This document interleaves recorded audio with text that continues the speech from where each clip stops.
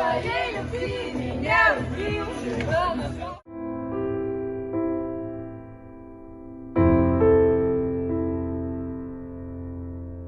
Самое страшное – это продолжать жить. Жить после такой ужасной трагедии – это вот как надо жить, потому что есть сын, который тоже вот нелегкий путь сейчас, которому нужна наша поддержка. Но в то же время это вот такая мощнейшая какая-то поддержка, невообразимая просто со всех сторон, особенно нашей всей семьи, вот, многочисленные вот с обеих сторон, или друзей. Вначале у меня было такое: я не хочу спускаться, не хочу встречаться. Потом ты все равно идешь, спускаешься, разговариваешь, вспоминаешь, улыбаемся. И когда они уходят, я говорю: хорошо, что я... И вот каждый раз вот оно было вот шаг за шагом, шаг за шагом.